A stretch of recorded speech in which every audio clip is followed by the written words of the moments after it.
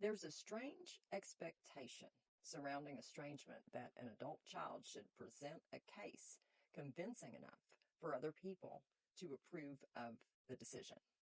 People want details. They want to know, what did the parent do? How many times? Have you tried talking to them about this? Have you tried setting boundaries or giving them another chance? Have you tried therapy? And if the answers don't satisfy them, they may conclude that ending the relationship isn't justified. But estrangement isn't a court case.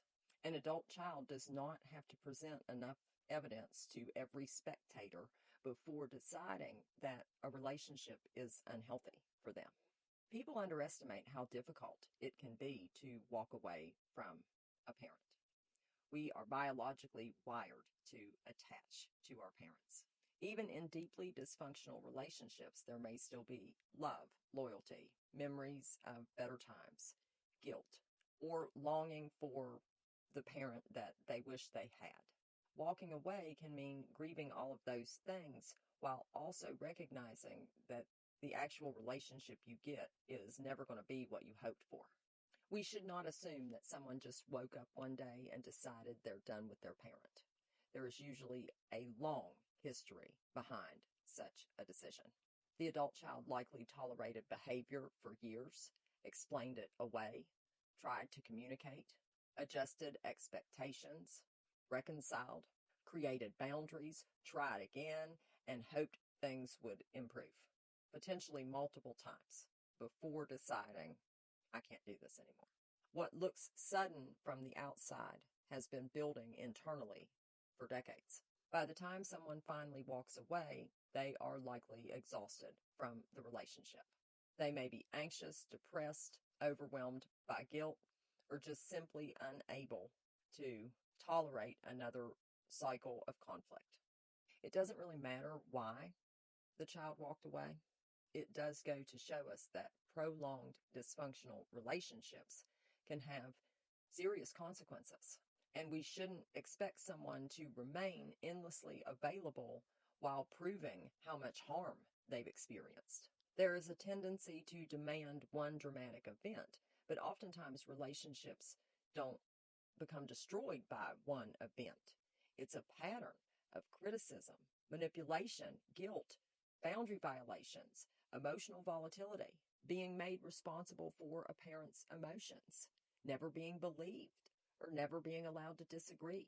One incident may not look significant, but the accumulated pattern tells an entirely different story.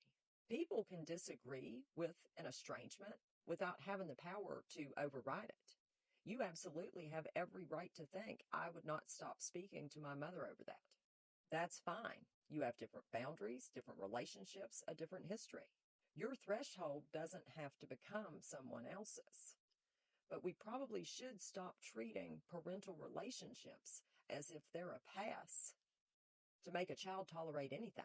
Oftentimes, the demand for a good enough reason is actually a demand for a reason that makes the person asking comfortable.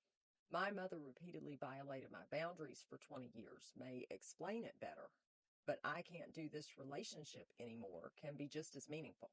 A person doesn't have to prove malicious intent, diagnose their parent, or produce a list of offenses. This relationship is harmful for me, and I no longer want to participate in it, should be enough. This does not mean that every estrangement is wise or that every estranged parent is secretly evil. Relationships are complicated. Oftentimes people misunderstand each other, they make mistakes, and sometimes people leave relationships that could have somehow been repaired. Maybe never close, but somehow civil. But respecting someone else's autonomy doesn't require agreeing with their decision. The person in the relationship has information that the outsider does not have. You don't have to understand someone's decision to respect their right to make it. An adult child does not have to convince an entire audience that their pain meets some kind of universal minimum threshold in order for them to be allowed to step away. Have a good day.